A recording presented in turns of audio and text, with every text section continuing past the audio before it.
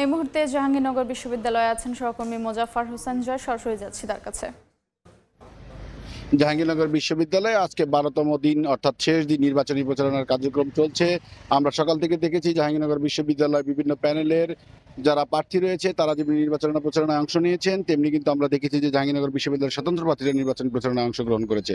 হঠাৎ করে গত রাতে জাহাঙ্গীরনগর বিশ্ববিদ্যালয় নির্বাচন কমিশনের কর্তৃক একটি প্রজ্ঞাপন জারির মধ্য দিয়ে কিন্তু ডোপ টেস্টের বিষয়টি শিক্ষার্থীদেরকে জানানো হয় বা যারা নির্বাচন করছেন সেই সমস্ত প্রার্থীদেরকে জানানো হয়, যার ফলে কিন্তু প্রার্থীদের মধ্যে একটি মিশ্র প্রতিক্রিয়া দেখা দিয়েছে যে এত স্বল্প সময়ের মধ্যে আজকে যেহেতু নির্বাচনের প্রচারণার শেষ দিন, সেহেতু তাদের এই সময়টা অনেক মূল্যবান। এই সময়ের মধ্যে আবার তাদের ডোপ টেস্ট দিতে হচ্ছে, একই সাথে তাদের নির্বাচনী প্রচারণায় অংশগ্রহণ করতে হচ্ছে।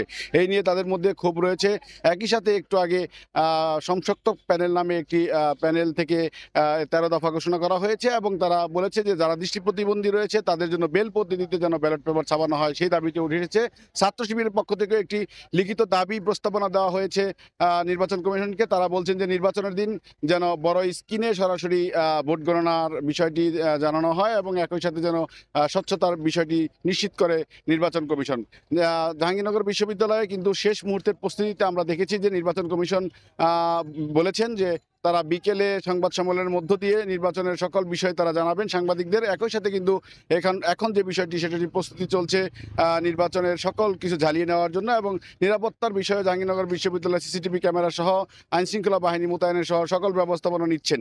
একই সাথে কিন্তু আমরা জেনেছি যে জাহাঙ্গীরনগর বিশ্ববিদ্যালয়ে মোট 21টি হলে ভোট গ্রহণ করা হবে এবং 21টি কেন্দ্র হবে এবং 21টি কেন্দ্রের মধ্যে 66টি বুথ থাকবে এবং এই 66টি বুথ কেন্দ্রে ভোট প্রদান করবেন হচ্ছে 11,997 জন ভোটার। শেষ খবর পাওয়া পর্যন্ত 11,997 জন ভোটারের জন্য 66টি বুথ স্থাপন করা হচ্ছে এবং 21টি কেন্দ্র স্থাপন করা হয়েছে। জানিয়ে রাখা ভালো, জাহাঙ্গীরনগর বিশ্ববিদ্যালয়ে নারী হল রয়েছে মোট 10টি এবং ছেলেদের হল রয়েছে মোট 11টি। এই মিলিয়ে হচ্ছে মোট 21টি হল। এই 21টি হলেই মূলত কেন্দ্র স্থাপিত হবে এবং সেখানে মূলত 66টি বুথ থাকবে। সেই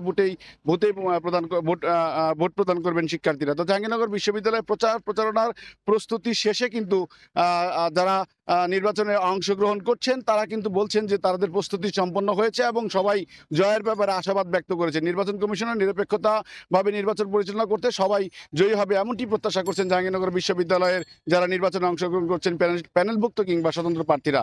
তো জাহাঙ্গীরনগর বিশ্ববিদ্যালয় থেকে আজকে নির্বাচনী প্রচারণার শেষ দিনে আমার কাছে এই ছিল জাকসু নির্বাচনের সর্বশেষ তথ্য। জাকসু নির্বাচনের প্রচারণার খবর জানছিলাম জাহাঙ্গীরনগর বিশ্ববিদ্যালয় থেকে।